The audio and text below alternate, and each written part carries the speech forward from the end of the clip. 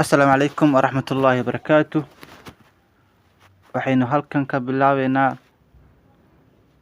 maadada xisaabta ah fasalka foomfoorka ama 12-aadka. Chapterka koowaad ee fasalka foomfoorka maadada xisaabta lagu qaato waxaa loo yaqaanaa Analytic Trigonometry, falanqaynta trigonometriga. Waa chapterka koowaad ee maadada xisaabta fasalka foomfoor ayaanu halkan ka bilaabeynaa. Chapterkan intaan ku dhex jirno waxaynu qaadanaynaa casharadiisa waa 6 cashir. Cashirka koowaad waxaa loo yaqaanaa Sum and Difference Identities for Concern. Sum and Difference isku daridda iyo kala jaridda cadeymayaasha concern. Waa cashirka koowaad ee maadada xisaabta fasalka foomfoorka chapterka koowaad. Cashirka labaad waxaynu ku qaadanaynaa Sum and Difference Identities for Sine and Tangent. Isku darka iyo kala jaridda cadeymayaasha sine iyo tangent. Isku darka iyo kala jaridda cadeymayaasha sine and tangent. Waa cashirka labaad. Cashirka saddexaad waxaynu qaadanaynaa double angle formulas. Double angle formulas qaacidooyinka xaglaha labalabma. Double angle formulas. Cashirka afraad waxaynu ka qaadanaynaa half angle identities, cadeymayaasha xaglaha halfka ah ama la kala baray. Cashirka shanaad waxaynu ku qaadanaynaa product sum identities, cadeymayaasha isku darka ku dhufashada.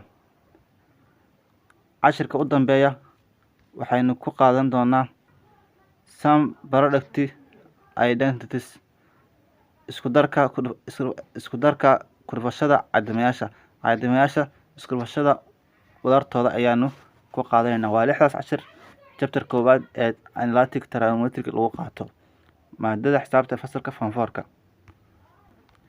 Waxaanu ka bilaabeynaa cashirka koowaad oo ah Sum and Difference Identities for Concern. Isku darka iyo kala jaridda cadeymayaasha concern.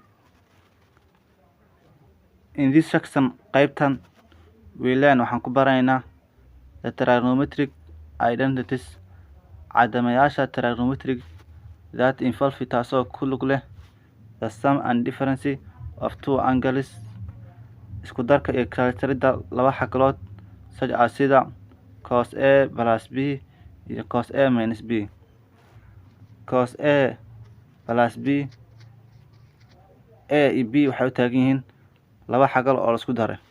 Cos A minus B na waxay u taagan yihiin laba xagal oo la kala jaray. Marka qaybtan waxaan ku baranaynaa cadeymayaasha trigonometric taasoo ku lug leh sida xaglaha laba xagal ama laba angle sida la isku daro ama loo kala jaro, sida cos A plus B iyo cos A minus B. This formula is referred to waxaa loo yaqaanaa sum and difference formula, qaacidada isku darka iyo kala jaridda for concern.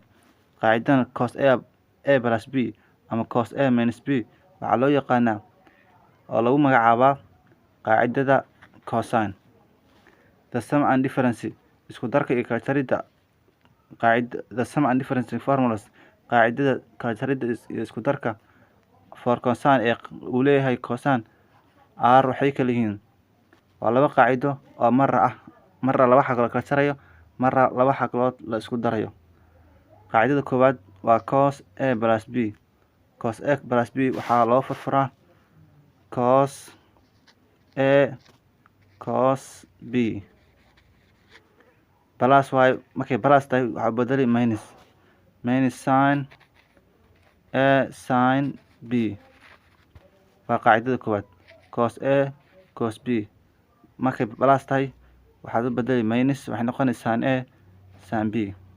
qaacidada labaad waa markay minus tahay waxay noqoni cos A minus B waxay la mid tahay cos A cos B markay minus tahayna xalkan waxaa u bedeli plus sin A sin B cos A minus B waxaa lagu helaa cos A cos B plus sin A sin B markay plus tahayna cos A plus B waxaa lagu helaa cos A cos B minus sin A sin B laba qaacido uu leeyahay sum and difference for identities of our cosine aan ku qaadan doonaa cashirkan gudihiisa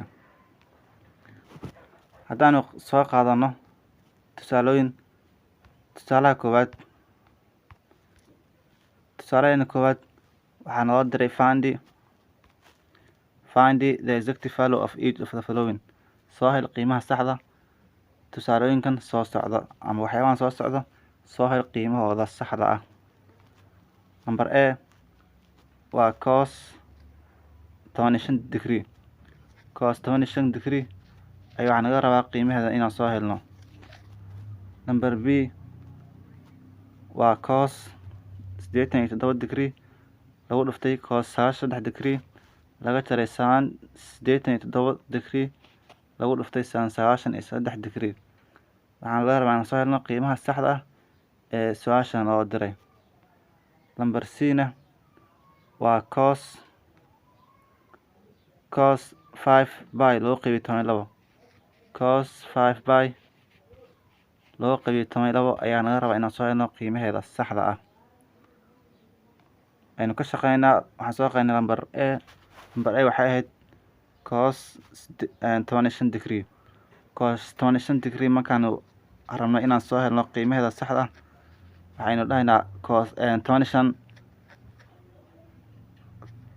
angle ma markasta waxaa ku xisaabtami angle inay tahay tiro lagu diro marka 15 angle ma ama xagal ma waxaynu raadinaa laba tiro markii la isku daro ama la kala jaro keenaysa 15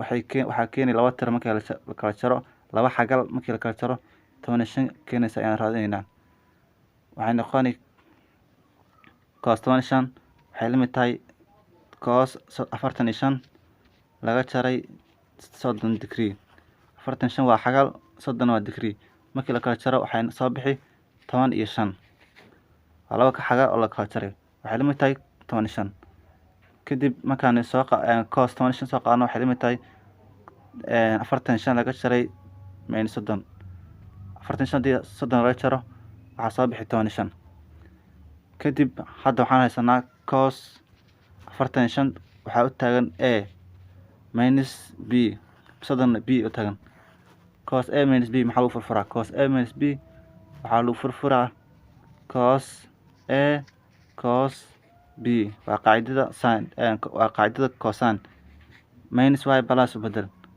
sin A sin B qaacidaas baynu isticmaalaynaa qaacidada qoranay waa tana cos A minus B oo u taagan 45 waxaa u taagan A 45 waxay u taagan tahay A 30 waxay u taagan tahay B marka waxay noqonay cos A minus B waxaa lagu furfuraa cos A cos B plus markay minus tahay plus baan u bedelaynaa sin A sin B kadib meel kastoo A ah u bedelo 45 meel kastoo B na waxaa u bedeltaa 35 degree maxay noqon marka A waxaa bedelnay 45 mayna soo qaadanay B dana bedel waa 30 degree is equal cos soo qaado A bedel 45 cos soo qaado B na bedel 30 degree plus soo qaado sin soo qaado A soo qaado A waxaa u bedeshaa 45 degree sin na waxaa u bedeshaa 30 degree meel kastoo A 45 u bedel meel kastoo B na 30 degree u bedel kadib waxaanu qiimeynaa cos 45 degree iyo cos 30 degree sin 45 degree iyo sin 30 degree ayaanu qiimeynaa waxay noqon cos 45 degree haddii la qiimeeyo waxay noqoni cos 45 degree haddii la qiimeeyo waxay noqoni radical 2 loo qaybiyo 2 lagu dhuftay cos 30 degree qiimee waxay noqoni radical 3 loo qaybiyo 2 plus soo qaado sin 45 degree haddii la qiimeeyo waxay noqoni radical 2 loo qaybiyay 2 lagu dhuftay sin 30 haddii la qiimeeyo waxay noqoni half ama hal loo qaybiyo labo. cos 45 degree waxay noqotay radical 2 oo loo qaybiyo 2 lagu dhuftay. cos 30 waxay noqotay radical 3 oo loo qaybiyo 2 plus sin 45 waxay noqotay radical 2 oo loo qaybiyo 2 lagu dhuftay. sin 30 waxay noqotay hal loo qaybiyay 2. kadib waxaan sameeynaa laba isku dhufsan yihiin, labana isku dhufsan yihiin. isku dhufo hooseyaasha, koreyaashan isku dhufo. laba ku dhufo waxay noqon 4, kor isku dhufo radical 2, radical 3 ku dhufo radical 6. cos 35 cos 25 degree waxay la mid tahay radical 2, radical 3 ku dhufo radical 6. hooseyaana isku dhufo, laba ku dhufo waa 4 plus soo qaado radical 2 1 ku dhufo wax kama bedelay soo qaado radical 2 noqoni. hooseyaashana laba ku dhufo waa 4. kadib waxaan sameeynaa hooseyaasha 4 iyo 4 hal xabo ka soo qaado, kadib koreyaashana isku dar. cos 25 waxay noqoni 4 radical 6 plus radical 2. 4 qaybi waa 1 radical 3 radical 6 ku dhufo waa radical 6 plus soo qaado 4 qaybi waa hal kor ku dhufo radical 2 ah waa radical 2. waxay noqon marka radical 6 plus radical 2 loo qaybi 4. jawaabtaas ay noqonay. hadda waxaan ku shaqeynay xarafka A. xarafka B waxaa noo diray cos 87 degree lagu dhuftay cos 3 degree minus sin 87 degree lagu dhuftay sin 3 degree. haddaan su-aashan u fiirsano waxaa loo qoray waa su-aal lasoo furfuray ama qaacidooyinkii cosine mid ka mid ah oo la furfuro waay. marka waxaan sameynaa qaacidadan waxay ka timaaday waxay u qoran tahay cos A cos B minus sin A sin B. qaabkaas ay u qoran tahay oo eedana waa 87 cos B na waxay u taagan tahay 3 A na 87 u taagan tahay B na 3 u taagan tahay.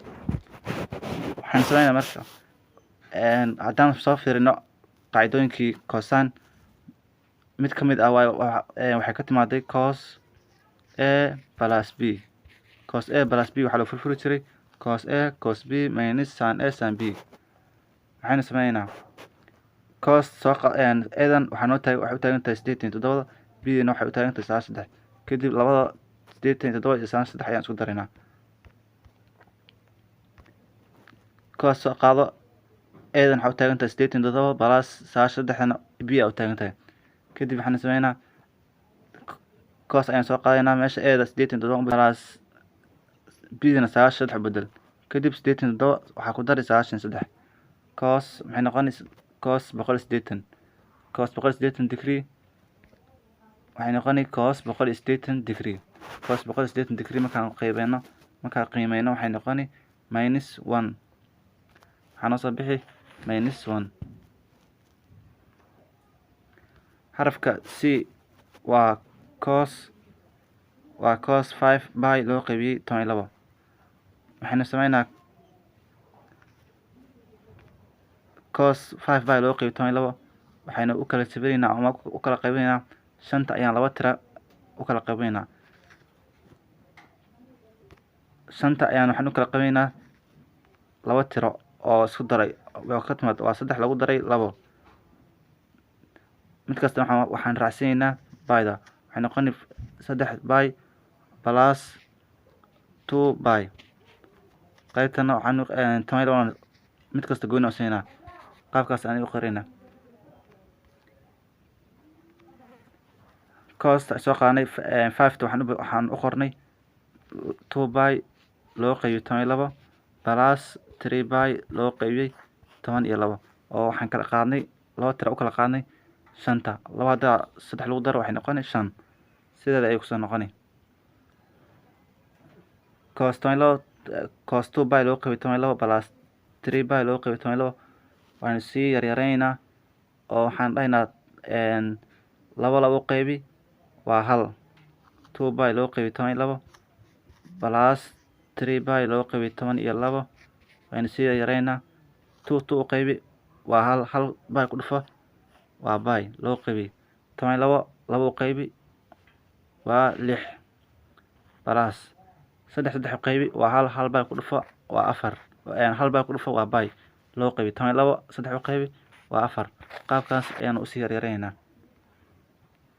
waxay noqotay cos by loo qaybiyey 6 plus by loo qaybiyey 4 oo xig timaaday 2 u qaybinay waa hal by ku dhufo waa by 12 u qaybi waa 6 plus 3 u qaybi waa hal by ku dhufo waa by 12na 4 12 3 u qaybi waa 4 qaabkaas ay ka timaaday kadib cos waxay u qoran tahay cos a plus b cos a plus b waxaa loo furfuri jiray cos a cos b minus sin a sin b qaabkaas ayaanu u qoraynaa qaabkan waxay u qoran tahay cos a plus b oo ayada waxa u taagan by loo qaybiyey 6 plusan b na waxa u taagan tahay by loo qaybiyey 4 kadib meel kastoo ayada waxaan bedelaynaa by loo qaybiyey 6 meel kastoo b na waxaan bedelaynaa by loo qaybiyey 4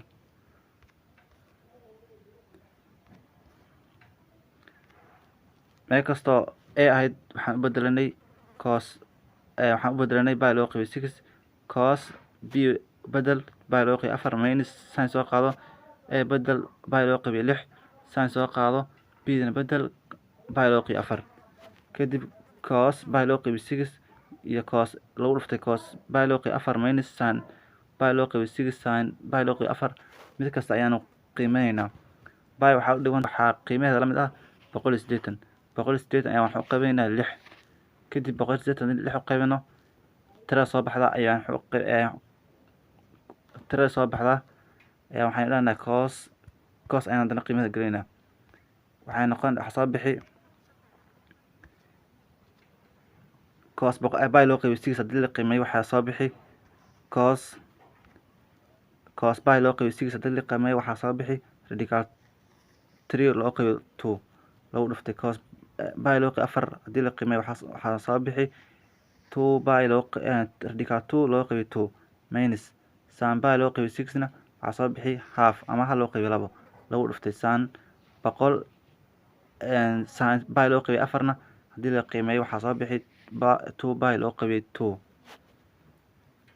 kadib waxaan sameynaa labadan hooseeya isku dhufo koreeyana isku dhufo qaybtana koreeya isku dhufo hooseeya isku dhufo radical 3 radical 2 ku dhufo waa radical 6 hooseeya isku dhufo 2 ku dhufo waa 4 plus radical 2 1 ku dhufo radical 1 radical 2 1 radical 2 ku dhufo waa radical 2 waa radical 2 loo qaybiyey 2 ku dhufo waa 4 qaabkaas ayaa soo bixi waxaan sameynay radical 3 da ayaan 2 ku dhufanay waa radical 6 hooseeyana waa isku dhufanay waa 4 minus 1 radical 2 ku dhufo waa radical 2 loo qaybiyey 4 kadib hooseeya waa isku mid hal xabo ka soo qaado koreyaashan isku dar